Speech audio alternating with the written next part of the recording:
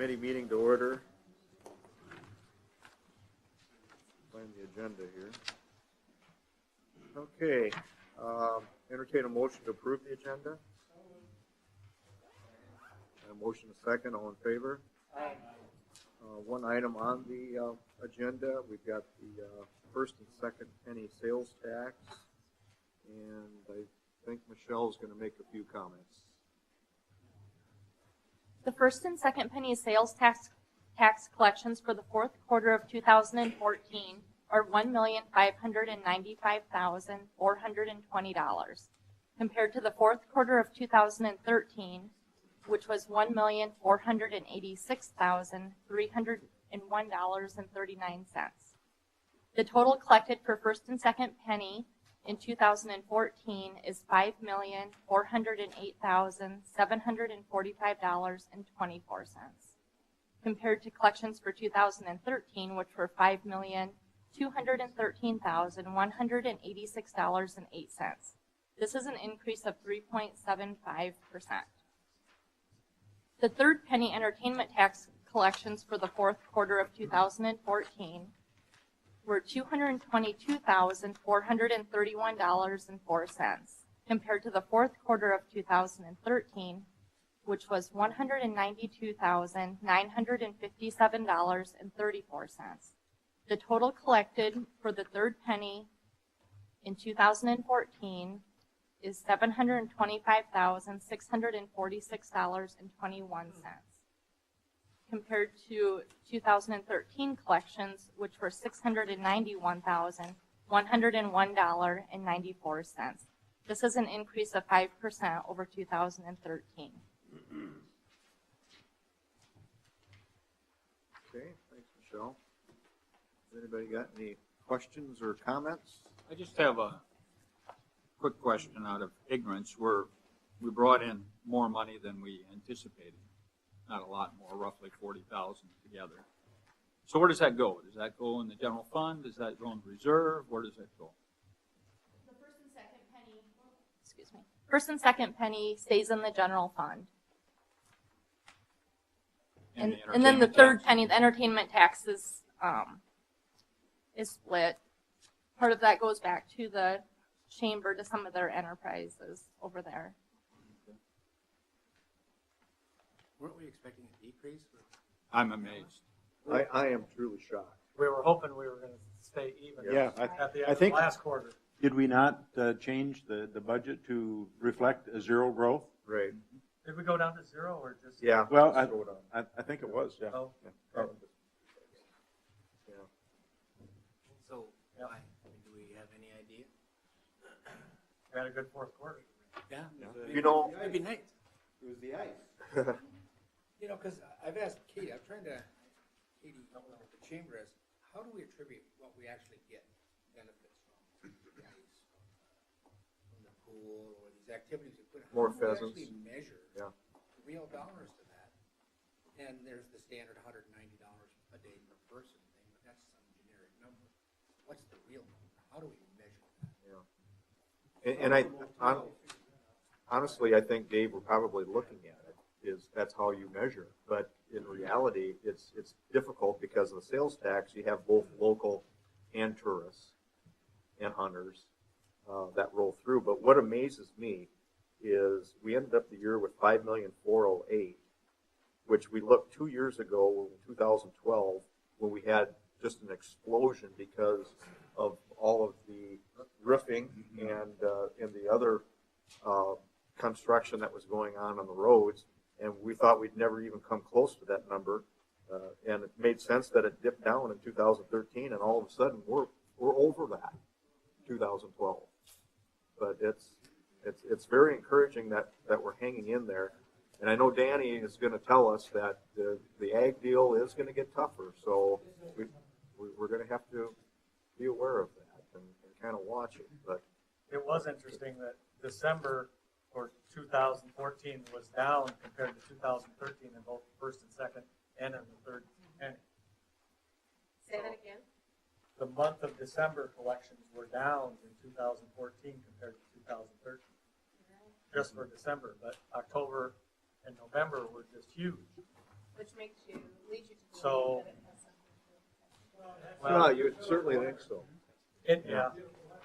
And today, Bloomberg reported nationally for 2014, and it came out today because it's the first working day of February, so they have to wait until the end of January to do their numbers. But they said nationally, consumer spending fell in December as households took a breather following a surge in buying over the previous 2 months. Consumers responded to early promotions by doing most of their holiday shopping in October and November. And that's a national view. But then I'm saying, oh, that's national. But then you look at our December being down year over year in both the first and second and third. Maybe there's a little bit of that here too. But October and November were just huge. You know, and that really is true. I mean, when I was a kid, you really look forward to the day after Thanksgiving, because then all of a sudden magically the Christmas decorations went up and all that kind of thing. And now, you know, maybe 4th of July is exaggerating a little bit, but Labor Day may not be. You know? Say, David, back at the time that we did the bid for the ice, I think I talked to every operator, and some of the chain operators indicated to me that they would, in consideration of where they go from here, that they intended to track their winter season. So they may have some data available at the time, if and when presumably we revisit it for the weekend. Great information to have, so we know what that's. Right. Could we just get the report of what the Sports Authority dollars were, and then we, Sure. but this coming year will be the second year, right? So Right, we'll have a yeah, year we're over working, year. yep, we've got 1 year under our belt, started in August 1st. So now we'll be able to do some comparisons, and that'll help. It's not gonna give us the exact number, but it will help. And I firmly believe, Ken and I sit on the Sports Authority, I firmly believe that the third penny, we can't attribute every dollar to it, but I certainly think we're making an impact. I believe so. With the number of people that are coming to town. It certainly has helped. I mean, 5% is a huge jump. When do things like hockey tournaments start? I'm trying to remember, do you have those in November Yeah, and October? they In start October yet? end of November. Yeah. So really, that wouldn't necessarily reflect that as much. No. I think the pheasant hunting is really the difference. You just walked through Cabela's this fall compared to last fall, and it was significant difference between the number of hunters you saw roaming around town. Just having a few pheasants is just amazing, the amount of people it brings to town. And I think that third quarter, I think that's evident as a reason why people were encouraged about hunting this year again. Anything else? If not, entertain a motion to adjourn.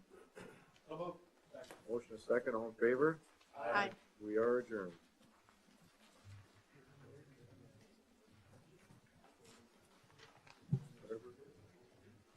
The OVIC keeps going, I know. Well, Marty, Hi. Are you the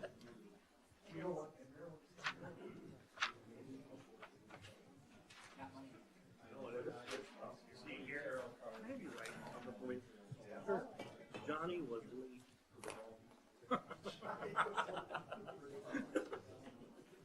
Well, the business is.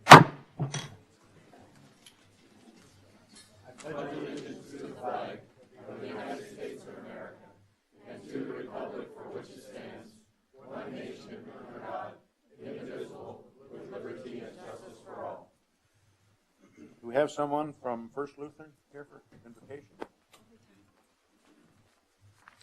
Good evening. My name is Scott Fossum, and thank you for giving me the opportunity to represent First Lutheran here tonight. Some of you also may know me as a proud parent of 2 MAC swimmers, while others of you may recognize me from my rock star status gained from poor seat selection a couple weeks ago at the chamber banquet. For tonight's invocation, I would like to share a modified devotion about water I prepared for a Sunday morning of one of our swim meets. Water. Water in a pool is a blessing for our swimmers because it gives them a chance to share their God-given talents. Water can also be a curse. Heavy rains just last summer caused extensive hardship in southeastern South Dakota. There are many other examples of water as a blessing and as a curse.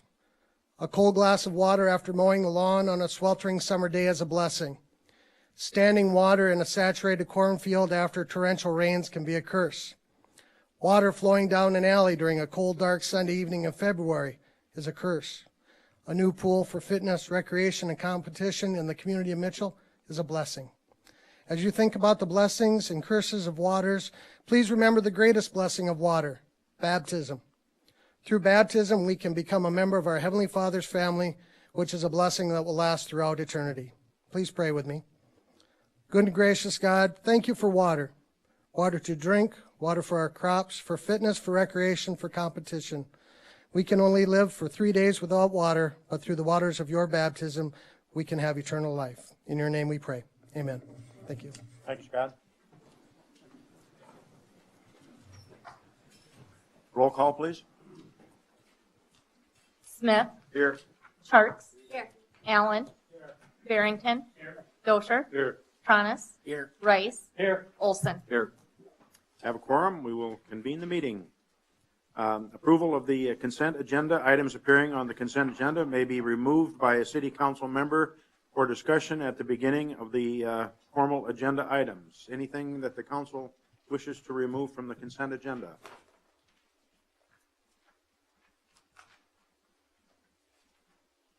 Not, I would entertain a motion to approve. So moved. Motion and a second to approve the consent agenda. Is there anyone in the audience or the public that wishes to have anything from the consent agenda removed? Not, we'll have a roll call vote. Smith. Aye. Sharks. Aye. Allen. Barrington. Aye. Dosher. Aye. Tronis. Aye. Rice. Aye. Olson. Aye. Motion carried. Citizens input. If you need to address the mayor and members of the city council on an item that was not on the agenda, please come forward to the podium, state your name and your concern. Presentations are limited to 3 minutes. Items will be considered, but no action will be taken at this time.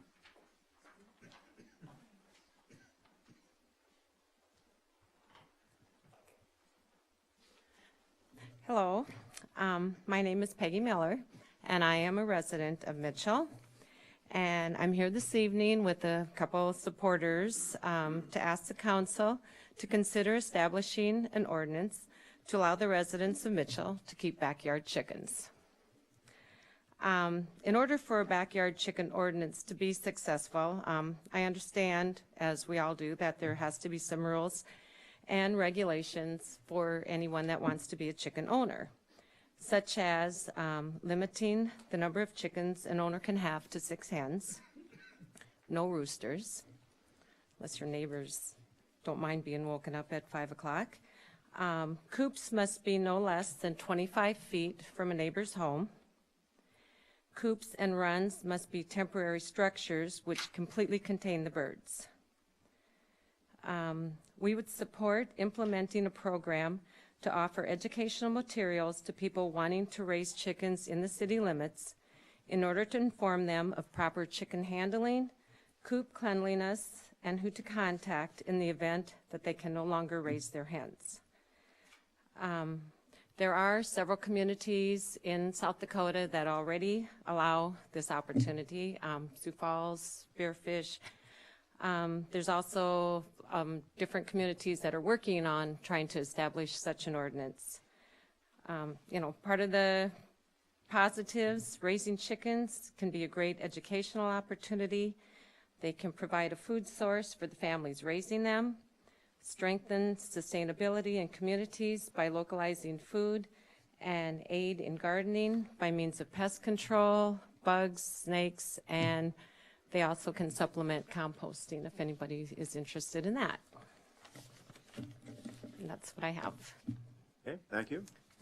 As you know, during citizens' input, we are not allowed to make any decisions on those items, but if it's something that the council wishes to address in the future, we can put it on the agenda and made it be known for everyone that wishes to appear and testify that we can do that then.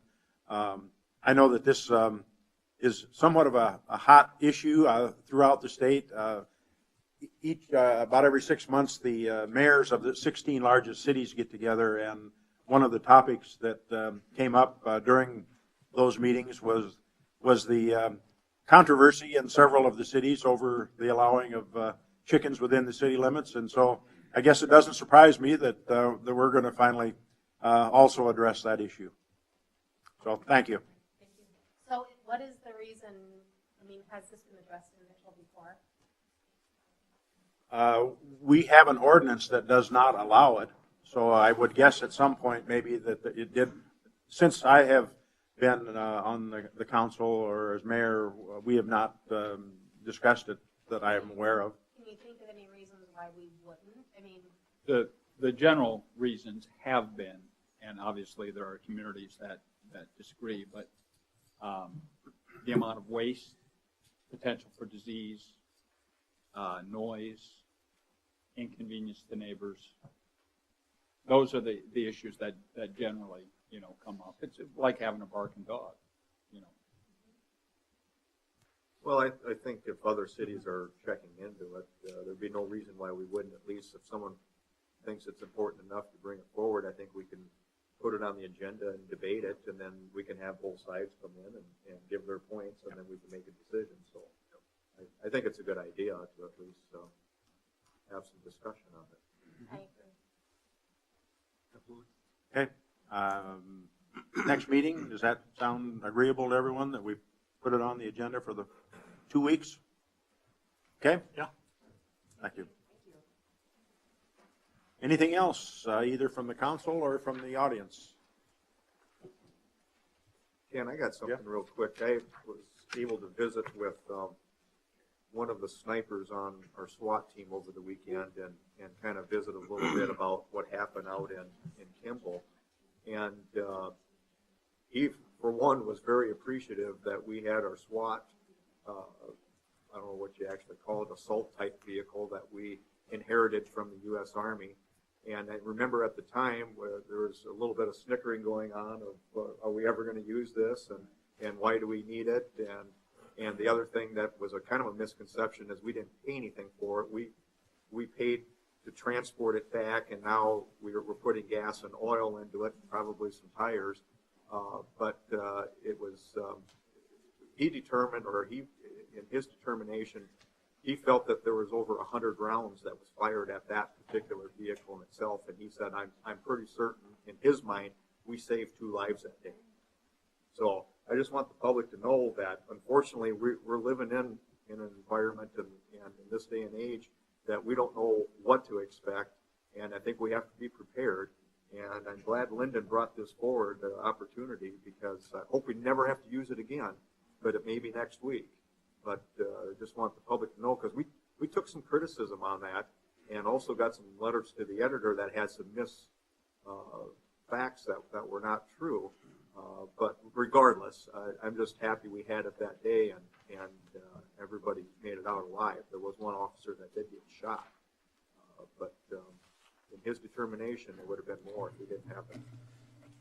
I'll just clarify a little bit. There was like 20 rounds shot at the vehicle. I think there was like 100 rounds total. But several of them did hit.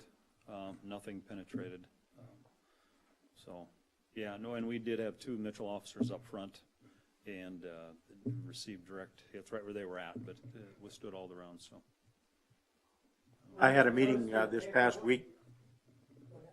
With the head of the South Dakota Highway Patrol, and he expressed his gratitude to the city of Mitchell for bringing the vehicle over there. He said it was very much appreciated by all of those there that we had it available.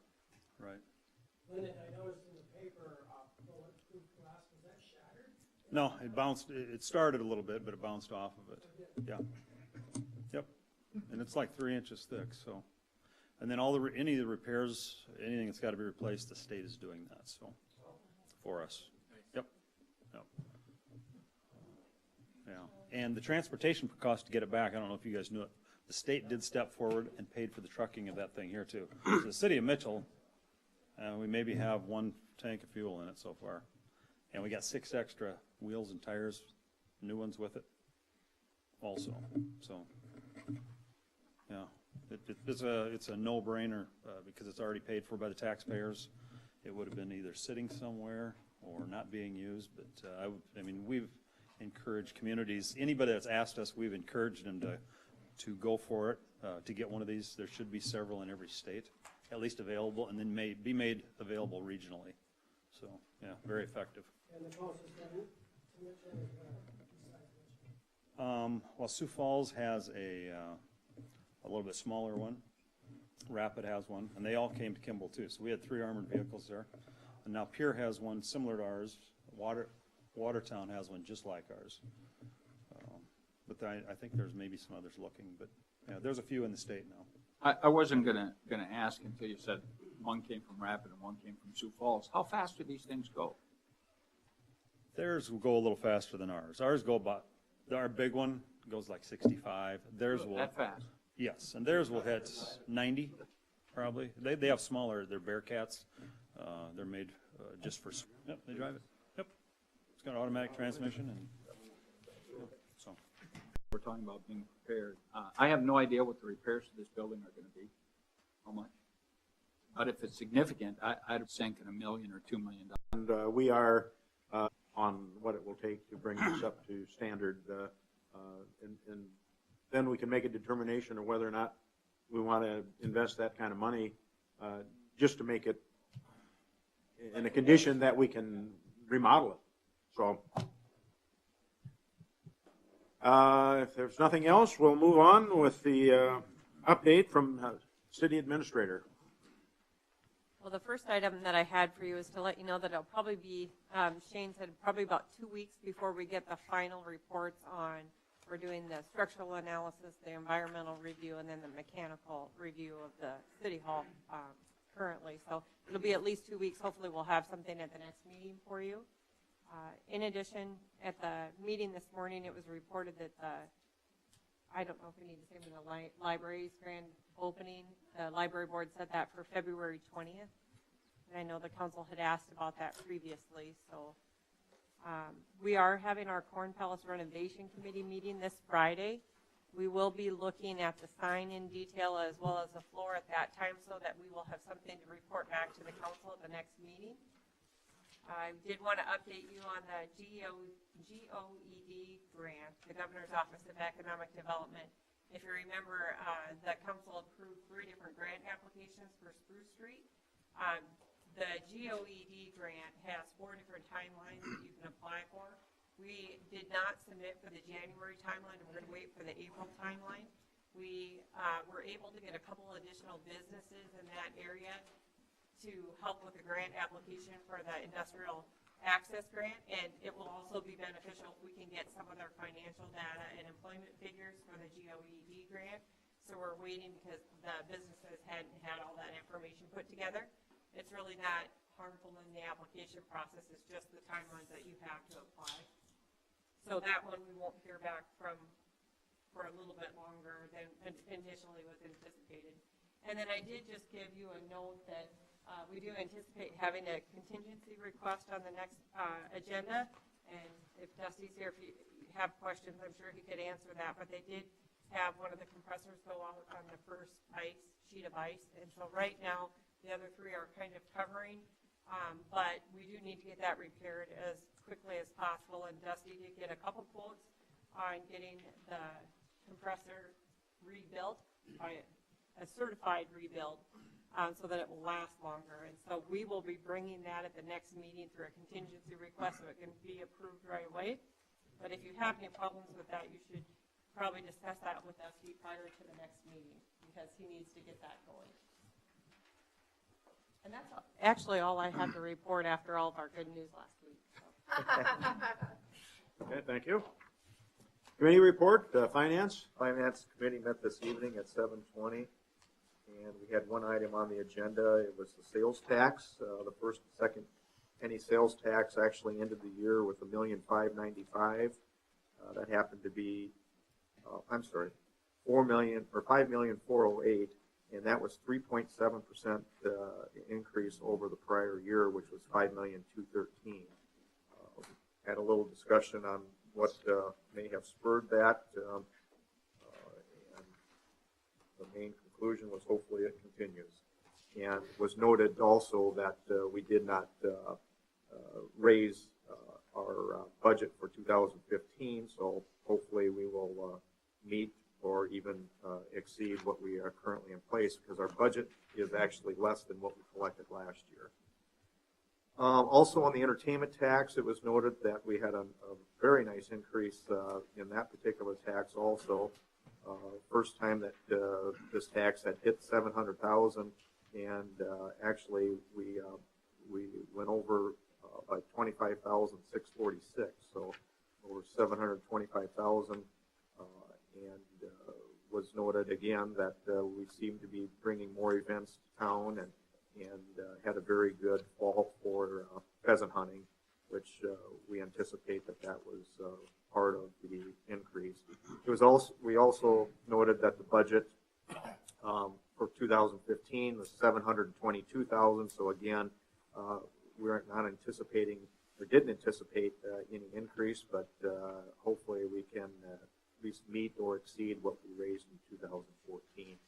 And then the committee adjourned at 7:29. Entertain a motion to approve the committee report. Motion and a second to approve the committee report. All in favor say aye. Aye. Opposed? Motion carried. Board of Adjustment, entertain a motion for the City Council to recess and sit as the Board of Adjustment.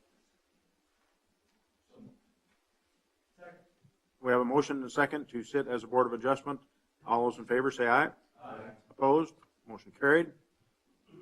Set the date, entertain a motion to set the date of February 17th, 2015 for a Board of Adjustment hearing as listed.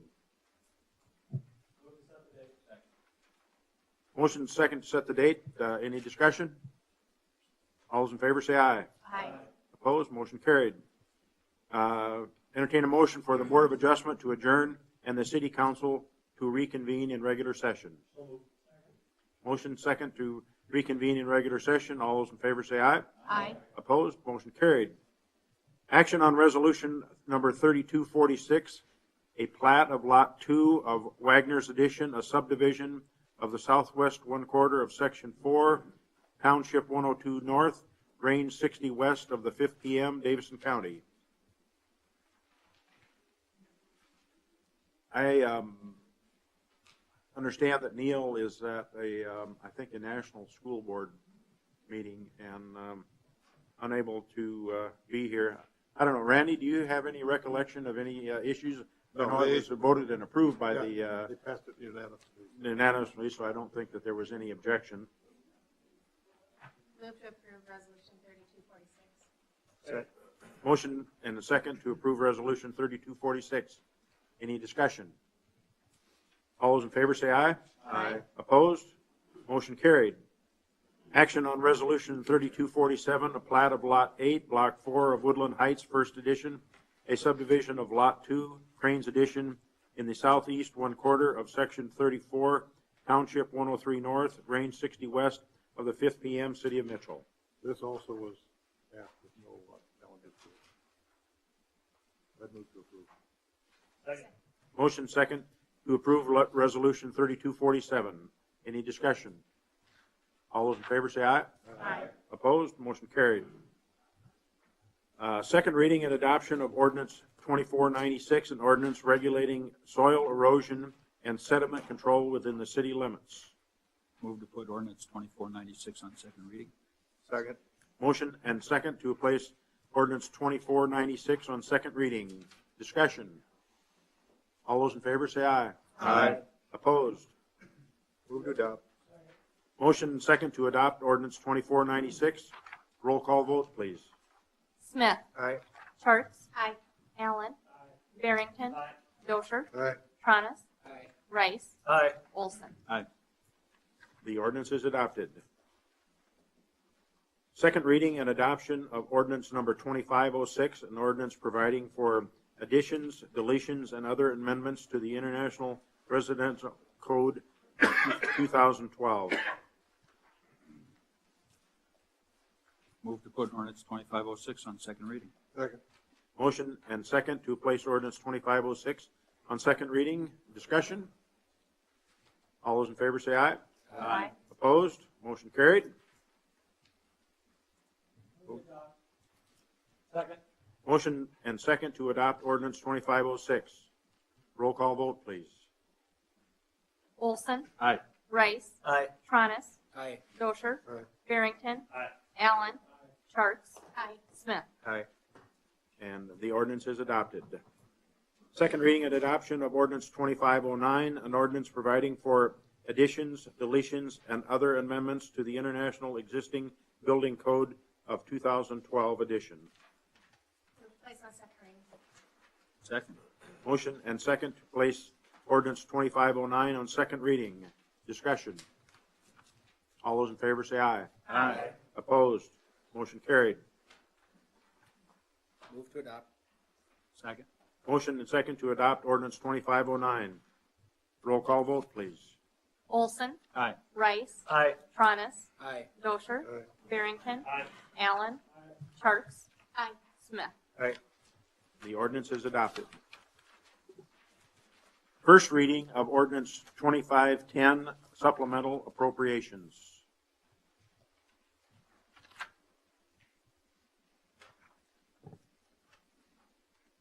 Any questions regarding? Well, I have one. Why do we have to supplement the city council salaries? That would be to accomplish the tablet stipend so that we can go to the Ah. paperless meetings. And if you look at page, let me see if I get this right. I think it's page 93. It'll show the breakdown of each one of those items. Because it will be paid to city councilors, it would come in the form of the stipend versus the city purchasing the tablets and then having to monitor and control their use, which we discussed. So, yeah, so then the tablets do not, they are the property of the council, or are they the property of the city? They are the property of individual counselors because the stipend would be paid to the counselor to purchase, and then it's yours to own. It's not going to cover the entire cost of that tablet. The other recommendation that I was given is that perhaps we wait until after the elections so that so that you have the new, or at least those that are up for election. Those that aren't up for election, we could continue now. Although even by proceeding with going the department heads over to the Surface Pros is going to save, your 8 packets where they put a total of 19 together. So we're still going to save by moving forward with the department heads right away. I'm sorry. I have a comment and I have a question. My comment is I would prefer as somebody who's up for re-election to wait, Yep. at least for me, because you don't know. Nobody has decided to run yet. You can't do that till March, and then, you don't know if you're going to win or not. And then my question is there any value to the city, the tech person, buying the machines for all of us? I mean, do we need to have a same platform? Does it matter if we have 8 different vendors, 8 different machines? I have no idea.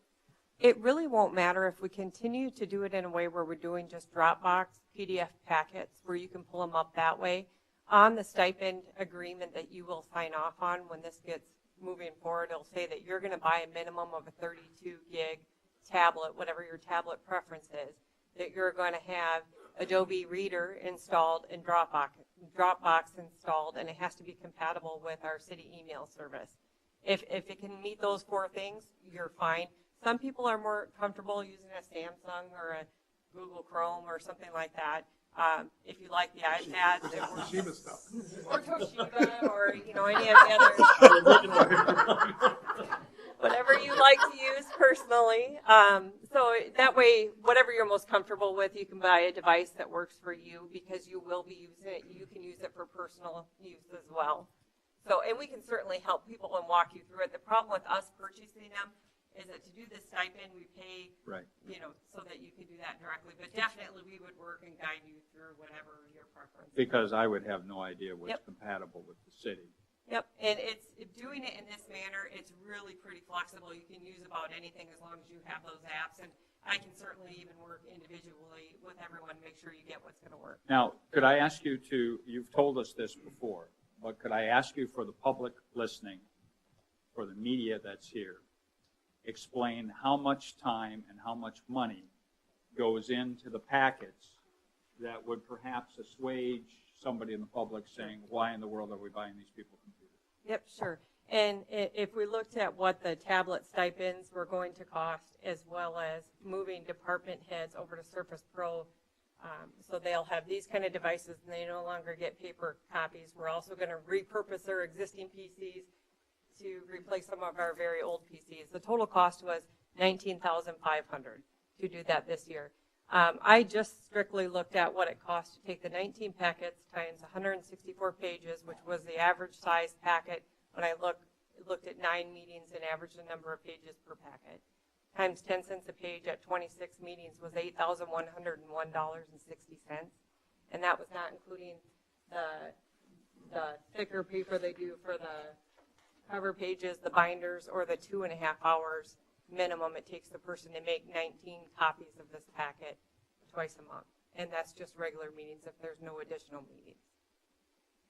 So in 2 years, really, you're paying for, actually probably less than 2 years if you factor in the wages and the other parts of the cost in.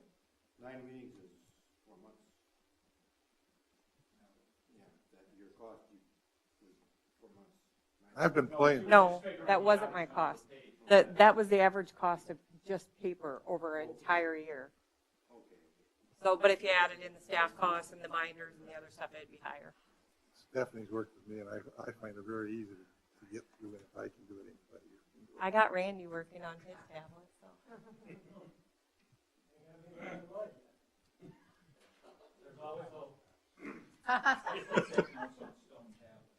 I still like having the paper agenda, but as far as that bulk of information that's there, you know, that you read through, it's well good.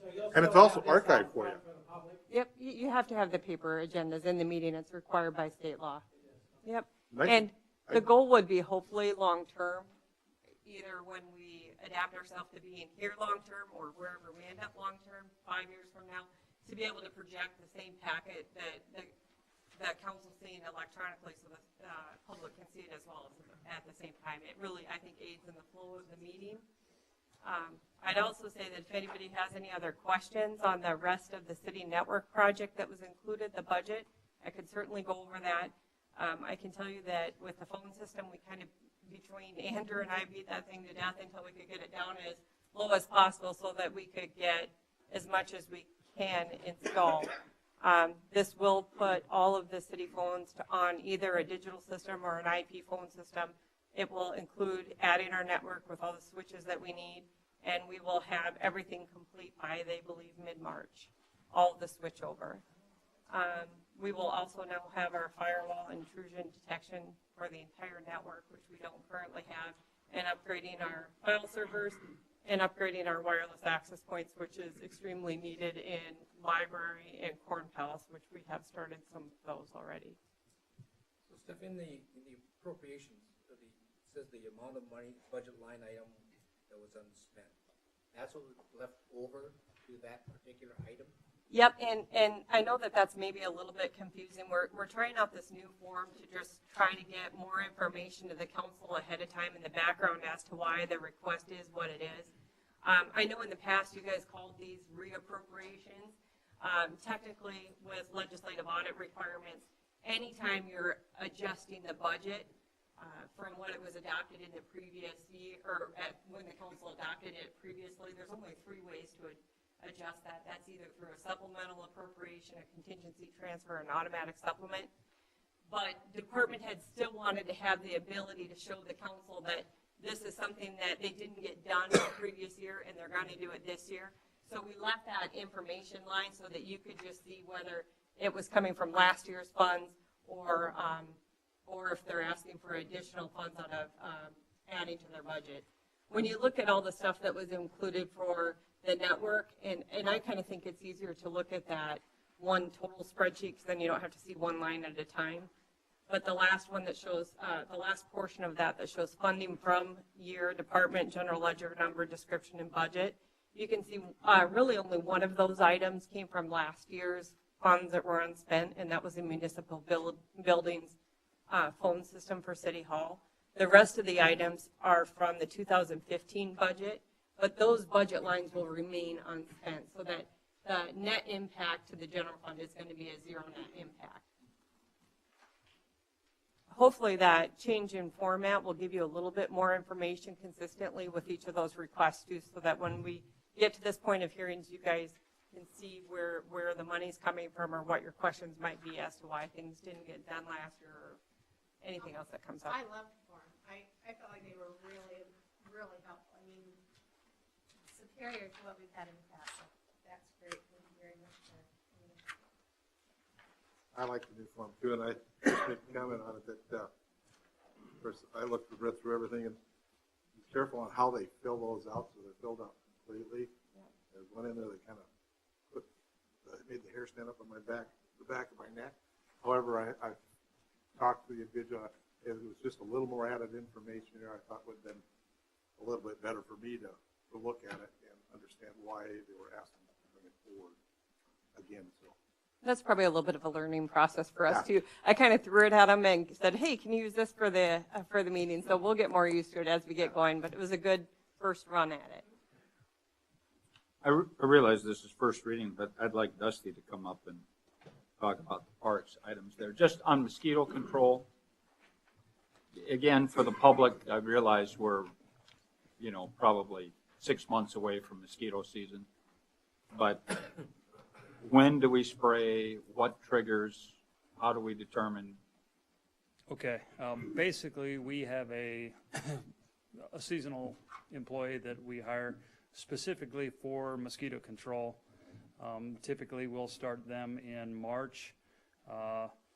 Obviously we don't have mosquitoes going, but we can start to see our standing water areas. We put together a plan, and figure out, okay, we're going to have standing water in these areas due to drainage, the amount of snowfall, what have you. We have larvicide, donuts, briquettes, what have you, that are applied in those areas to try and kill anything before it even gets started. As far as the spraying, we do a series of trapping. Right now we have 4 different locations. With the grant money that we got, we were going to upgrade our traps to probably CO2 models. We'll probably still use some light traps, but make a long story short, yeah, essentially we trap mosquitoes in those traps, do our counts, and many times our spraying is based on the amount of mosquitoes that we trap in those. And there's different formulas. If you have over 25 species in the different traps on 3 concurrent nights, that's a trigger to spray. And some of it too, it's just we've gotten to the point where you just can get a sense of whether your mosquito numbers are on the increase. There was a couple different times last year. We sprayed several times last year, but there was a couple of different times you'd start to see a peak and you'd get a weather event or something and that number would crash. So it's an imperfect science, but we try and stay ahead of it. You don't spray along the mosquito migration trail? No. All right. Did I hear you say about species? Yes. 25 different? No.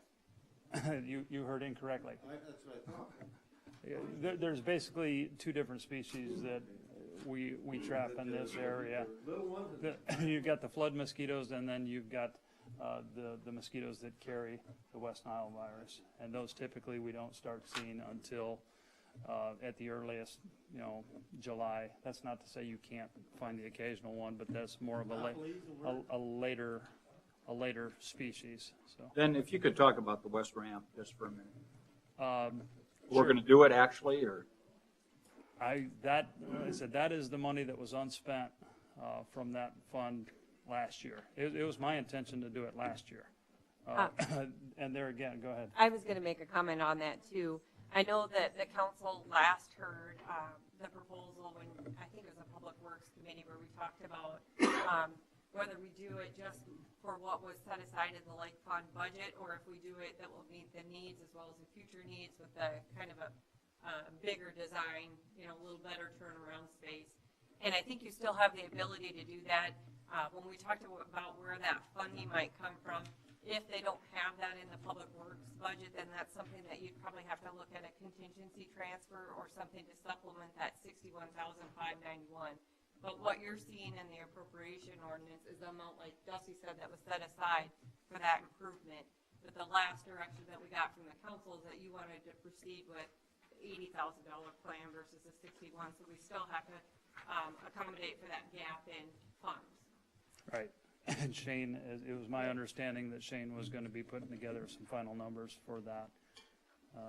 But yeah, this was the amount that was unspent in that fund last year. Since we got it, Dusty, do you have any more updates on the condenser? Basically, Chuck was going to, like I said, we got a couple of quotes, one for just a regular rebuild and one for a certified rebuild. The last one that was done was just a regular rebuild. That's just the same motor that's going out right now. It lasted 6 years. Not great. Anyway, today he was going to be getting a second set of quotes from another vendor, so we can compare those. So, but yep. Is this something that we're waiting? Are we going to wait on Dusty for a couple weeks in here? Are we going to be any other kind of trouble? I mean, I know when investors have to keep up with the other ones, they take out everything in the shop kind of attitude. Right. We know we have to have it. We're in our prime time. We're hockey season. Is this something that we can wait 2 weeks, or something we need to move on quicker? Yes. I think the intention was, that's why I asked if anybody had any issues with Dusty proceeding with the repair, and then we'll have a contingency transfer at the next meeting, knowing that probably it is in the city's best interest to do that certified rebuild so that it's a longer lasting. It didn't sound like even the cost was that big of a difference to get the certified one versus the other one, but like Dusty said, he's waiting to get the two quotes. Right, I want to get the second quote. So. I just didn't know, I knew you were getting that for. I just want to make it clear that it was something you just need to get done, and we approve the next meeting. That's what you do. Yep. You're going to have to do it no matter what. So yep. Not really even a discussion item. Because otherwise you can risk damaging your other compressors. Correct. And as an aside to that, the last time this motor went out, there's an oil test that can be done because these motors, they're paired essentially. And what's that? Yeah. And to Chuck's knowledge, the oil test was not done the last time because one if one goes out, that oil can contaminate the other one, potentially create damage, and that oil test can tell you if there's trouble on the horizon. So that is going to be part of that, getting this one redone is to test both sets of those compressors, so we have a heads up. So maybe. What they do in the oil test is they burn it in a spectrometer, and you start seeing copper molecules in there. I'm not familiar with. So the difference between a certified rebuild and just a rebuild, is there some sort of guarantee? Is there some sort of? There would be an additional warranty on your certified rebuild. So additional year, 10 years? I'd have to look at both quotes. I asked him to get both of them before I started comparing them, so I can kind of compare apples to apples. So. I guess, I don't know anything about this, but for me, if the first one didn't really work out, I guess I wouldn't be too keen to go down that road again. Right. Well, I mean, as far as what? Well, as far as, I guess I would prefer the certified rebuild. Correct. Yeah, like I said, that was done before I was here, so. Right. No, I'm not assigning blame. Right. I'm just saying, let's not do that. I think that's kind of what Dusty was saying when he came into my office with it to begin with, was it didn't work out so well for us the first time, so we might want to go for the extra. But at the same time, I want to provide you guys with the information, so. And what's the price difference, do you know? I, You don't know yet. it was a couple $1,000. I didn't commit that to memory, but Certified should mean that yeah. everything is to factory specifications in terms of tolerances and what you use in your micrometer to measure and all those kinds of things. So do we actually rebuild the one that's sitting there, or would they bring a new one in that's rebuilt?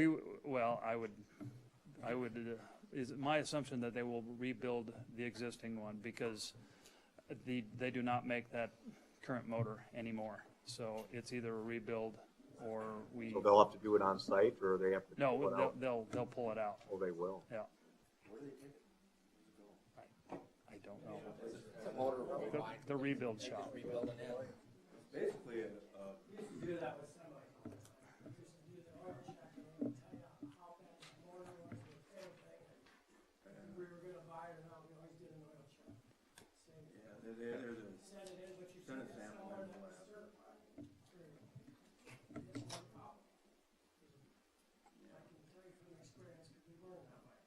yeah, there's laboratories that test those. what it's all about. It's been so long now, and I'm part of the problem. I don't remember if we had a motion on this or not, but I'll move to put it on first reading if we don't have one. Have a motion and second to place the request for funds for the compressor on the agenda for the next meeting, first reading. Nope, Supplemental. the ordinance. The ordinance, 2510, which was. supplemental ordinance. Oh, okay. Motion second to put ordinance 2510 on first reading. Any further discussion? I want to ask Lyndon one thing about Havens and Raleigh. I thought that intersection was done. It is. That is. I was 2012. Yep. The project is still not completed. That is the city's match money for that intersection, supposedly, for federal funding. So what are we doing? Well, we gotta have, if they ask for it, we gotta bring it forward. But the project's not completed yet. What do they have? I don't know. It's between the state and DOT. I mean, the state and the contractor.